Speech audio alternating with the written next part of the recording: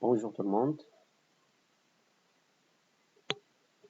Dans cette séance, je vais vous présenter un résumé du chapitre de la fonction linéaire. Dans ce chapitre, nous avons déjà vu la notion de la proportionnalité, la définition de la fonction linéaire, sa représentation graphique et utiliser cette représentation pour lire quelques images et quelques antécédents. Maintenant, pour commencer, nous considérons un tableau traduisant une situation de proportionnalité, c'est-à-dire un tableau composé de deux lignes, les nombres de la deuxième ligne, d'accord, les nombres de la deuxième ligne, ce sont les images des nombres de la première ligne, d'accord. À chaque nombre de la première ligne correspond à un autre nombre de la deuxième ligne. Ce deuxième nombre est appelé l'image, d'accord, l'image du premier nombre. Dans ce cas, si on prend cette case-là, on va dire que 27 est l'image de 3. D'accord? Retournons maintenant à la notion de la proportionnalité. On a dit que lorsqu'on a un tableau qui traduit une proportionnalité, il existe toujours un nombre par lequel on peut multiplier tous les nombres de la première ligne pour obtenir successivement les lignes de la deuxième ligne.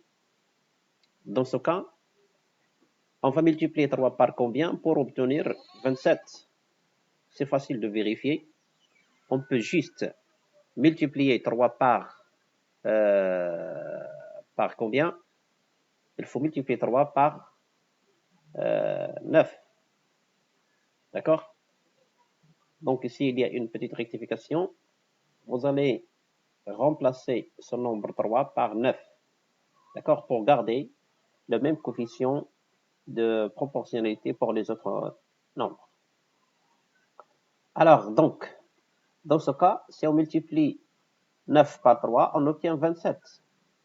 Donc, cette relation va nous permettre de remplir toutes les cases qui restent.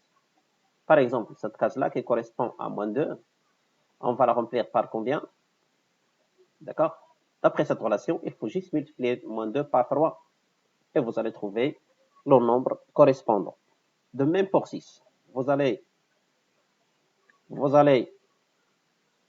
multiplier 6 par 3 et vous trouverez le nombre qui correspond à 6. Maintenant, ici l'inverse. On a l'image, c'est-à-dire on a 72 comme image. C'est un nombre de la deuxième ligne. D'accord? Et nous allons chercher le nombre x de la première ligne qui correspond à 72. Pour cela, à la place de la multiplication, nous allons diviser par 3. Et 72 divisé par 3, vous allez trouver facilement le nombre 24. Faites la même chose pour trouver c'est ce qu'on appelle l'antécédent. Lorsqu'on a une image, c'est-à-dire on a un nombre de la deuxième ligne et on cherche le nombre qui lui correspond dans la première ligne, c'est-à-dire qu'on cherche l'antécédent de 25. D'accord? On a trouvé que l'antécédent de 72 est 24. Maintenant, vous pouvez chercher l'antécédent de 25. Comment ça? En divisant 25 par 3. En résumé, une proportionnalité est traduite par une relation entre un élément x de la première ligne, d'accord, par un nombre fx, on va le noter fx de la deuxième ligne. Comment ça? En multipliant le nombre x par un nombre constant, dans ce cas-là, 3. D'accord? C'est ce qu'on va écrire, y égale à 3x. D'accord? Donc, c'est ça la relation qui lie les nombres de la première ligne à ceux de la deuxième ligne. Donc, en général, on rappelle que nos grandeurs x et y sont proportionnelles s'il existe un nombre a tel que y égale à ax. A fois x multiplié par x.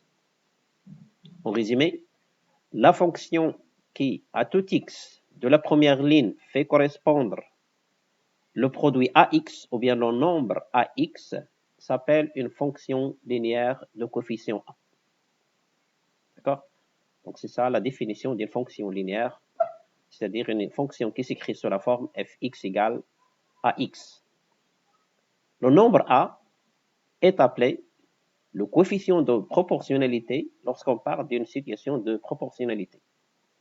Mais lorsqu'on étudie une fonction linéaire, on va dire que ce coefficient est appelé le coefficient de la fonction linéaire. Voilà. Donc, on a dit que cette correspondance, ou bien cette relation qui associe chaque x au nombre ax est appelée fonction linéaire de coefficient a. Ici, on a quelques notifications. D'accord? Donc, on note la relation, ou bien la fonction f, ou bien la correspondance de x à ax par cette notation-là. F de point ax, on associe, d'accord, cette flèche signifie qu'on associe à x.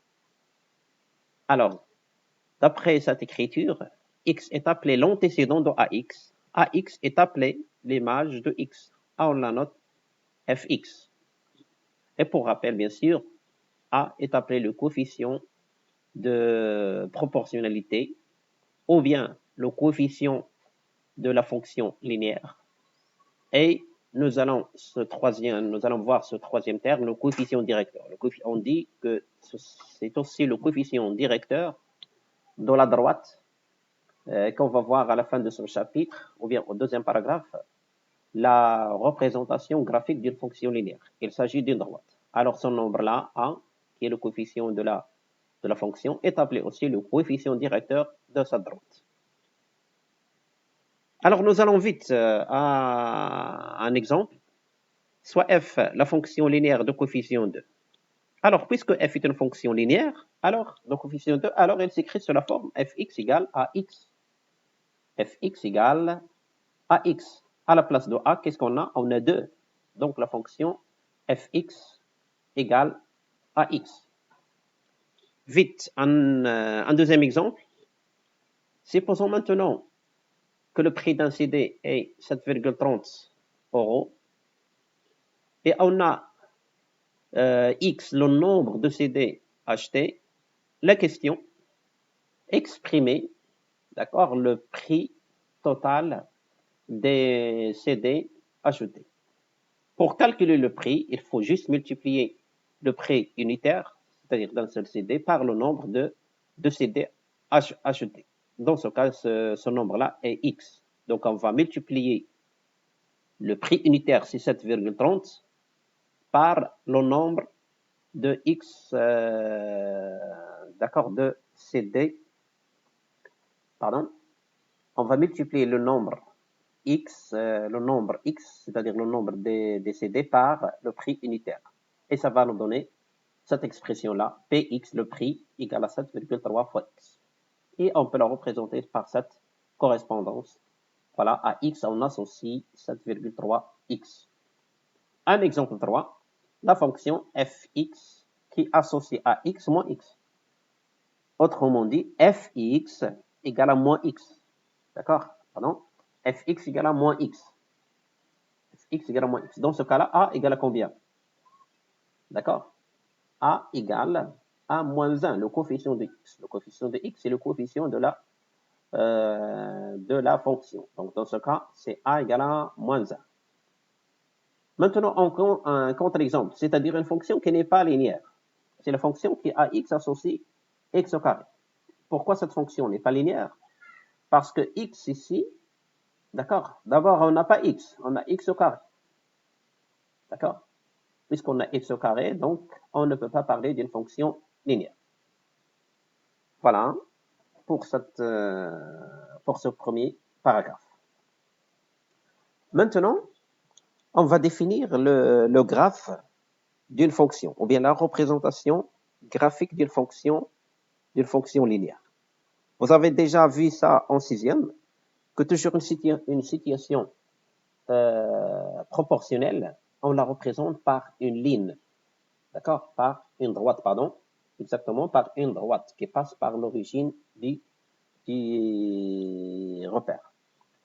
Si on peut faire un exemple sur GeoGebra, d'accord, je vais chercher GeoGebra et je vais tracer, d'accord, une droite. Vite. Voilà.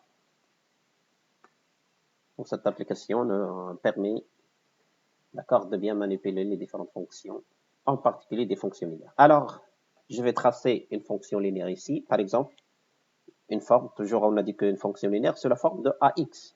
Par exemple, je vais chercher la fonction fx égale à moins, d'accord, moins 2x. Moins 2x. Alors, automatiquement, vous allez voir, d'accord, cette figure-là.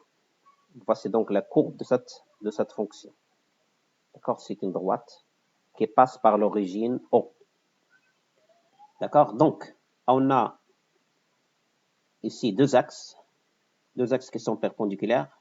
Cet axe-là est appelé l'axe des abscisses, ou bien l'axe des antécédents. Donc, on place toujours les antécédents sur cet axe-là, horizontalement. Et l'autre axe est appelé l'axe des images, ou bien l'axe des ordonnées. D'accord, l'axe des X et l'axe ici, l'axe Fx. Voilà. Donc, sur ce graphe-là, je vais par exemple chercher l'image de 2. Je vais chercher l'image de 2 égale à combien? D'accord? Je dis graphiquement. Mais à partir de l'expression de la fonction, regardez ici, puisque fx égale à moins 2x. Donc, pour calculer l'image de 2, il faut juste remplacer ici x par 2. Et ça nous donne f2 égale moins 2 fois 2 multiplié par 2. Ça fait moins 4. Mais la question maintenant, comment déterminer cette image graphiquement? D'accord, graphiquement, pour déterminer l'image de 2, qu'est-ce que je vais faire? D'abord, je vais choisir 2 sur l'axe des antécédents, c'est-à-dire l'axe des abscisses, ce qu'on appelle l'axe des abscisses, cet axe-là, cet axe horizontal. Je peux lui changer la couleur, c'est possible. D'accord. Quelles sont les propriétés de Alors, l'axe, le style, les couleurs.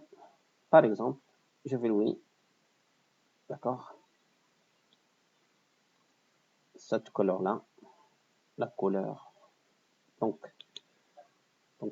par hasard, j'ai choisi changer la couleur de la courbe de la droite, mais je vais chercher, d'accord, à changer la couleur de l'axe des X, ou bien l'axe des, par exemple, je vais lui associer la couleur bleue. D'accord, ok. Donc, elle a changé en même temps. Axe. Est-ce que j'ai la possibilité de changer juste les axes, axe des abscisses? Je sais pas.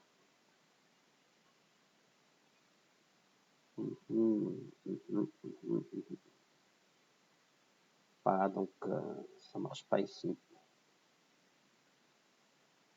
Est-ce qu'il y a autre possibilité? Je ne sais pas. Alors, pour l'axe des abscisses. Alors, sans perdre beaucoup de temps, voilà, il faut maintenant fermer cette fenêtre. J'ai dit, pour déterminer l'image de 2 graphiquement, je vais tracer, d'accord, une droite qui passe par 2, d'accord, et perpendiculaire à l'axe des antécédents. D'accord? Donc, je vais tracer cette droite qui est perpendiculaire à cet axe-là. et je cherche le point d'intersection de sa droite avec la courbe de f. Il y a la droite D. D'accord? Cette intersection est le point B. Et à partir du point B, je vais maintenant tracer, d'accord? Je vais tracer la droite, d'accord, qui passe par B et perpendiculaire à l'axe des ordonnées, ou bien l'axe des images. D'accord? Vous voyez que la valeur qui correspondant à B sur l'axe des ordonnées, ou bien l'axe des images, est moins 4. C'est exactement ce qu'on vient de voir lorsqu'on remplace ici x par 2. Donc, 2, f de 2 égale à moins 2 fois 2, ça fait moins 4. Maintenant, l'opération inverse, c'est on cherche l'antécédent. Donc, lorsqu'on dit on cherche l'antécédent, par exemple, ici 6. D'accord? 6, je cherche son antécédent. Donc, d'abord, je dois prendre 6 sur l'axe des images. D'accord? Et je vais tracer un segment, ou bien perpendiculaire à cet axe-là. Je vais chercher son point d'intersection. Dans ce cas-là, il y a E. D'accord? Son point d'intersection. Et je vais maintenant tracer une autre droite perpendiculaire à l'axe des X, ou bien l'axe des antécédents. Cet axe, d'accord, cette droite coupe l'axe des antécédents au point moins 3. Donc, je vais dire que moins 3 est l'antécédent, d'accord, est l'antécédent de 6. Donc, on a une valeur 6. Je veux chercher graphiquement, je dis graphiquement, c'est pas algébriquement. Je vais chercher graphiquement son antécédent. Donc, je trace la droite qui passe entre parenthèses par 6 et qui coupe la droite D en un point, dans ce cas-là E.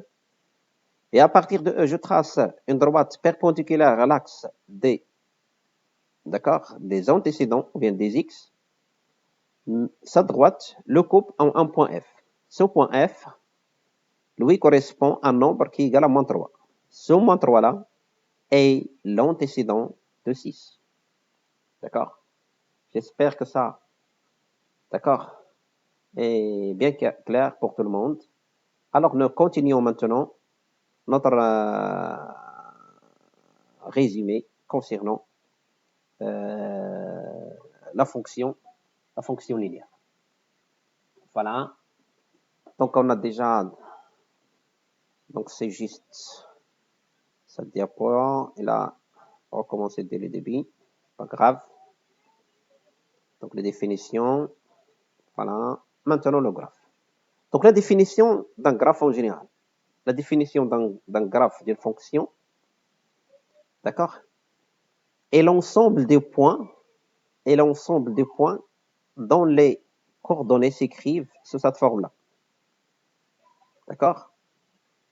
La première composante, c'est x, et la deuxième composante, c'est l'image de x par la fonction, c'est-à-dire ax. Ici, on a une démonstration proposée pour démontrer que la courbe d'une fonction linéaire est exactement une droite qui passe par l'origine. D'accord? Nous n'allons pas d'accord, faire cette démonstration. Vous pouvez la faire, bien sûr. D'accord? Mais ici, c'est juste un résumé, donc c'est pas la peine de revoir tout ça. D'accord? Voilà, donc si une droite, elle passe par l'origine, c'est une droite, c'est-à-dire la conclusion, d'accord, que la représentation graphique d'une fonction linéaire est une droite qui passe par l'origine. Voilà, donc c'est la suite de la démonstration. Donc nous allons introduire ces notions-là, donc c'est pas la peine de casser la tête avec cette démonstration. D'accord? Je m'adresse bien sûr aux élèves de la deuxième année du collège. Les élèves de la troisième, donc ils peuvent faire et refaire cette démonstration. Voilà un exemple.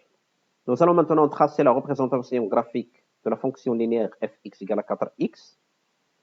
Alors, on a dit que Pour tracer la courbe d'une fonction linéaire, il suffit de trouver un autre point à part le point O. Parce qu'on sait que c'est une droite qui passe par O. Et en général, pour tracer une droite, il suffit de trouver juste deux points différents de sa droite.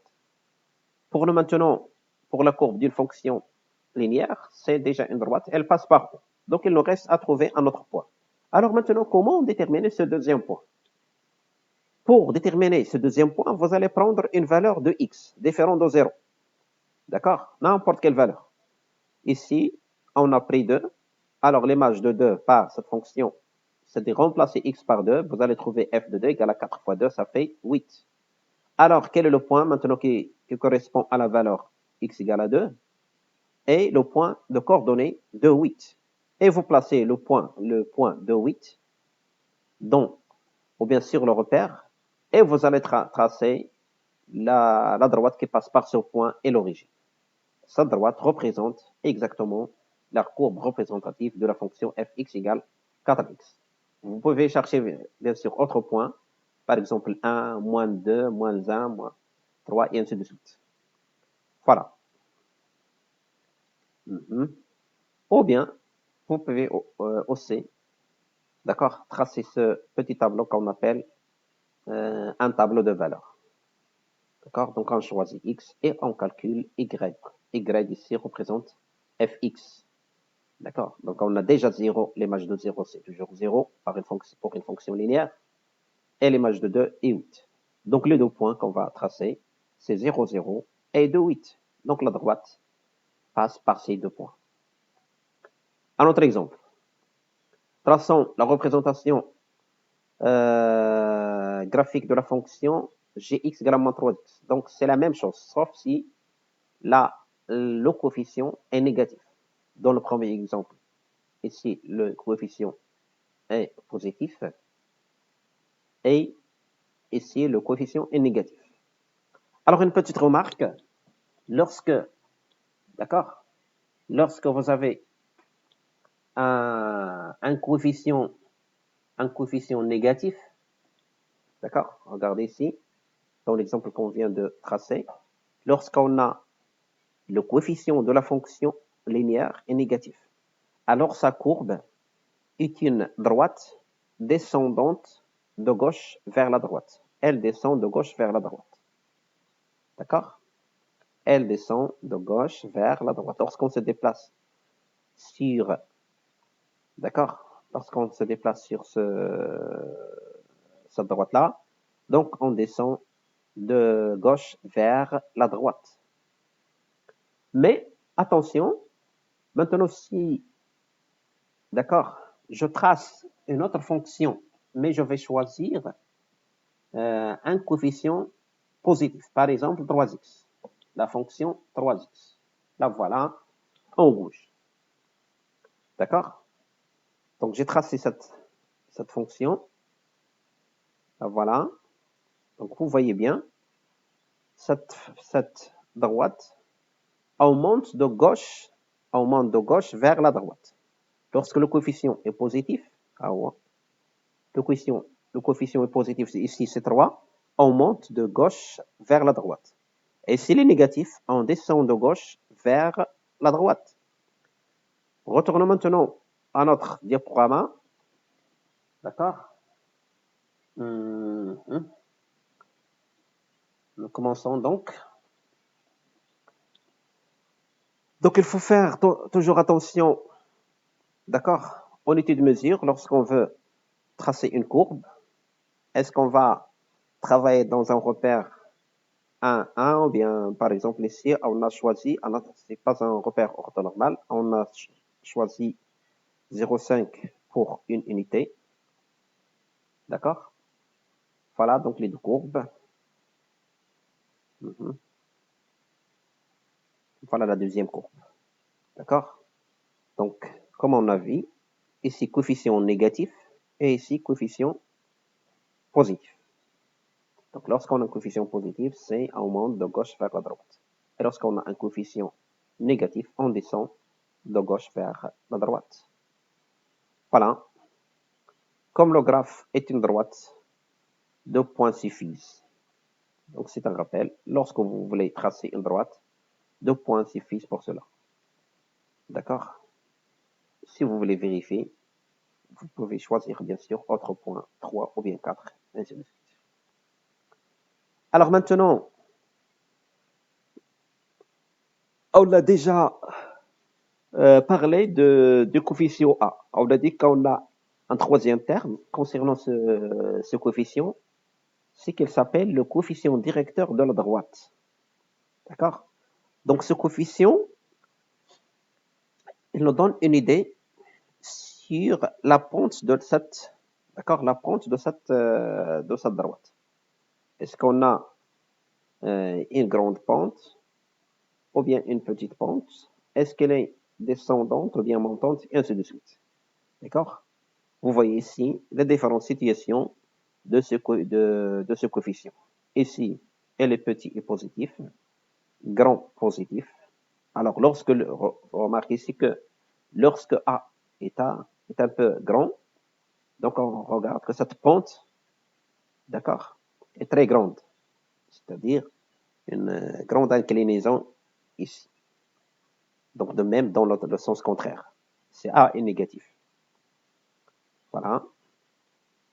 Donc, voici le résumé de tout ça. Maintenant, quelques applications. La première consiste à déterminer l'expression d'une fonction linéaire. D'accord? À partir de l'image d'un certain nombre. D'accord? Connaissons l'expression de la fonction. Déterminer l'image, pardon. Ici, on a l'expression de la fonction et on cherche à déterminer des images. Donc, c'est facile. Je pense que c'est facile pour tout le monde. Lorsqu'on veut déterminer l'image d'un nombre quelconque, juste vous remplacez ce nombre-là dans l'expression de la fonction. D'accord? Donc, vous remplacez x par moins 3 ici et ici. Ça nous donne f de moins 3 égale à 5 multiplié. Ici, c'est une multiplication. 5 multiplié par moins 3. Ça nous donne combien? 5 fois moins 3, ça fait moins 15. D'accord? Voilà. Tout est bien expliqué ici. Maintenant, l'inverse. On cherche l'antécédent. Alors, vous avez l'expression de la fonction fx égale à 5x, ou bien une autre fonction, et vous cherchez l'antécédent d'un nombre. Pour déterminer algébriquement, dans ce chapitre, il faut toujours distinguer entre les questions qu'on doit, d'accord, à laquelle on doit répondre algébriquement et celle à laquelle on doit répondre graphiquement ou bien à partir du graphe de la fonction. D'accord? Donc, concernant ici la deuxième fonction, la deuxième question, pardon, c'est trouver l'antécédent. Pour trouver l'antécédent, il faut résoudre l'équation fx égale à ce nombre-là donné. Fx égale à 3 sur 7. Pourquoi? Parce que ici 3 sur 7, pardon, 3 sur 7 est une image, représente ici une image. Et à chaque image, on cherche l'antécédent. Donc pour cela, il faut trouver x. Donc on a l'image de x, mais on n'a pas x. Donc, puisque fx égale à 5x, donc l'équation, on va remplacer fx par 5x. Alors l'équation devient 5x égale à 3 sur 7. Ça fait quoi? Ça fait x égale à 3 sur 35. D'accord? Donc l'antécédent du nombre 3 sur 7 est le nombre 3 sur 35. Pour vérifier ce résultat, il faut juste calculer l'image de f de 3 sur 35. Donc, ici, vous remplacez x par 3 sur 35 et vous allez trouver combien? 5 fois 3 sur 35. Pardon. Et bien sûr, vous allez simplifier par 5.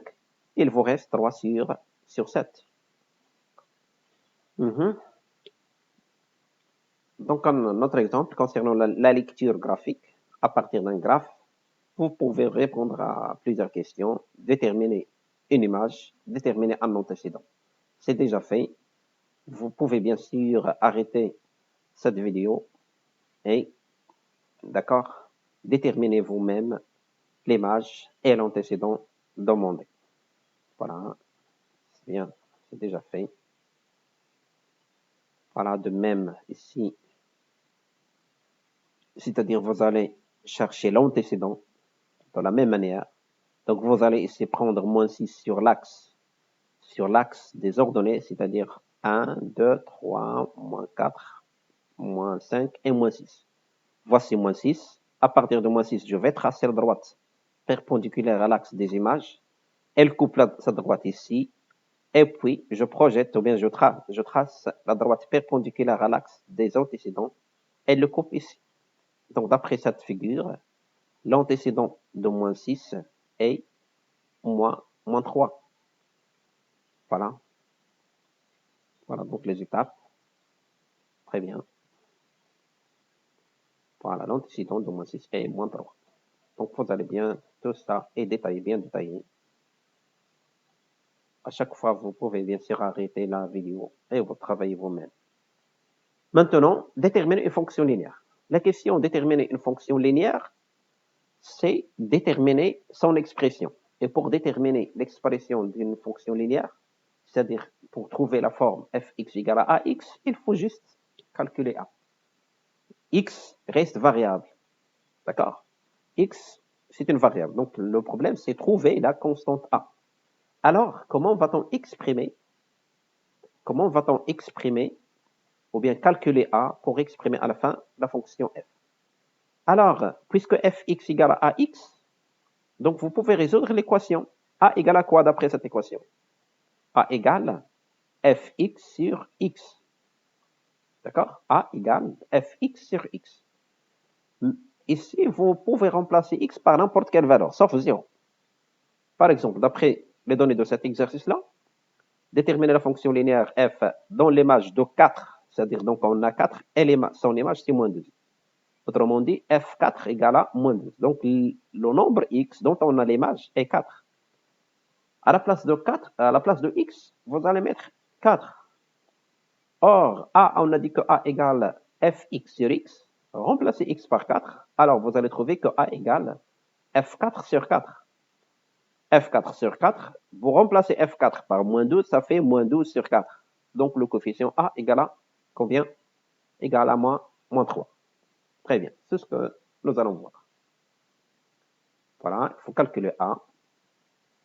Et voilà, vous allez résoudre cette équation, et a égale à -3. Très bien. Donc, l'expression, à la fin, l'expression de la fonction est fx égale ax avec a égale à -3. Donc, juste prenez votre temps, d'accord? Et vous allez bien sûr tout comprendre et résoudre plusieurs exercices. Voilà. Donc, ici, c'est une traduction de la proportionnalité, si vous voulez. Voilà. Avec le graphe aussi, vous pouvez déterminer le coefficient A.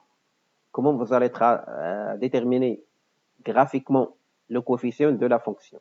Alors, graphiquement, c'est-à-dire si vous avez une droite qui passe par l'origine, ça veut dire, ou bien ça signifie qu'elle représente une fonction linéaire, il vous reste à déterminer son expression.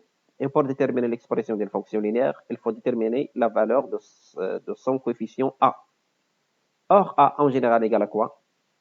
Vous cherchez un point quelconque de cette droite, sauf le point 0, c'est-à-dire le point O. Vous cherchez un point quelconque, d'accord? Mais en général, on cherche un point, d'accord? Un point dont il est facilement de calculer ou bien déterminer ses coordonnées. D'accord? Par exemple, je vais prendre ce point-là. Ce point-là pour coordonner combien? 1, 2, 3, 4, 5. Donc l'abscisse 5. Et l'ordonnée, c'est négative.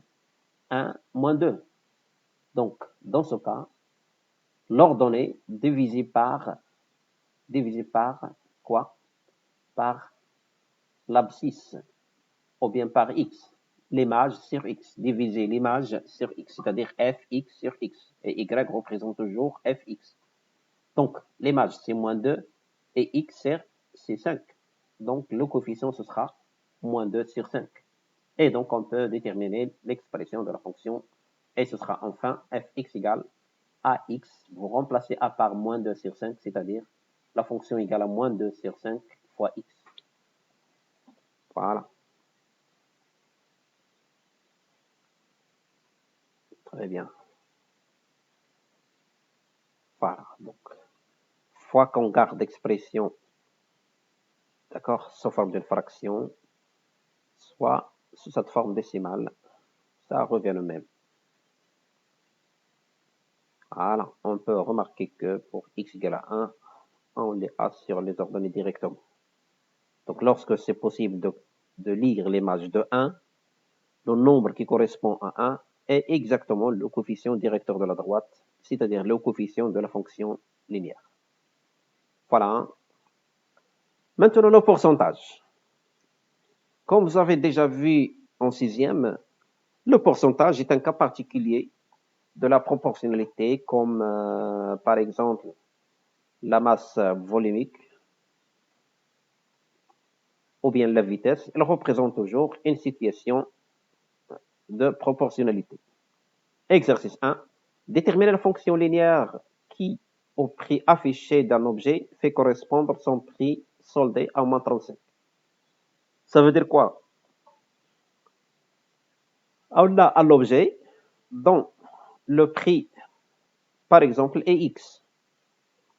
D'accord? Le prix sans solde. Mais, sachant que le solde est moins 35%, alors quel est le nouveau prix? Pardon? Quel est le nouveau prix de ce produit? Alors, d'abord, il faut calculer, d'accord? Donc, le taux, on a ce taux de réduction, c'est 35%. Nous allons prendre ce prix-là, X, c'est-à-dire X. Nous allons le multiplier par 35 sur 100 pour obtenir quoi? Pour obtenir le montant qu'on doit retrancher au prix affiché, c'est-à-dire X, donc le prix qu'on peut payer,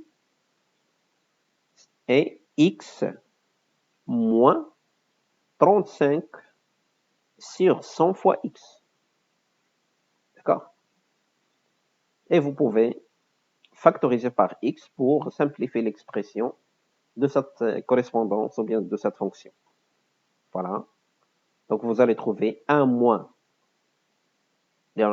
puisqu'on a factorisé par X, X facteur de 1 moins 35 sur 100. 35 sur 100, c'est 0,35. Et 1 moins 35, 0,35, ça fait 0,65 fois X. Voilà, donc l'expression de la fonction fx égale à 0,65x. Voilà les détails des calculs. Voilà, c'est bien. Un autre test concernant ici la vitesse. Donc vous pouvez arrêter la vidéo de même et faire cet exercice, même si on a déjà proposé sa correction. D'accord? Donc essayez de répondre sans voir cette correction. Et à la fin, vous allez faire la comparaison de votre travail. De même ici, c'est une représentation graphique d'une situation proportionnelle. Forcément, elle va nous donner, d'accord, une droite qui passe par l'origine. Très bien. Voilà. Ici, à notre exercice, nous allons représenter ces deux fonctions. Ici, la fonction fx égale à moins 2x et la deuxième fonction gx égale 2 sur 3x. Alors, le symbole f, g, h, c'est toujours, on est libre de choisir n'importe quel symbole. F, G, H, I, J, K, L, n'importe quel symbole. D'accord? Ici, donc, la fonction est appelée fx. Ici, est appelée Gx. La question, c'est tracer les deux droites D1 et D2 qui représentent successivement les deux fonctions f et g. D1 représente f et D2 représente g. Voilà, donc c'est à titre d'exercice. Vous pouvez à chaque fois utiliser ce tableau de valeurs, c'est-à-dire vous cherchez deux points. Normalement, c'est pas la peine, on a dit que c'est pas la peine de choisir 0, 0, parce que par défaut, on sait que la droite représentative d'une fonction linéaire est toujours passe par le 0. Donc, il faut juste trouver une seule valeur ici, prendre une seule valeur 1 et chercher la valeur qui lui correspond. Ou bien, moins 2, et ainsi de suite. Une seule valeur suffit. Voilà. De même pour la deuxième fonction, g. Et voilà. Donc, les deux coefficients. Donc, prenez votre temps, d'accord, pour faire tout ça soi-même avant de voir cette correction. Voilà. Donc, on termine notre chapitre des fonctions linéaires. C'est à vous de revoir les exercices et apprendre les différentes techniques, les différentes définitions, les différentes règles de ce cours. D'accord? Et bon courage pour tout le monde.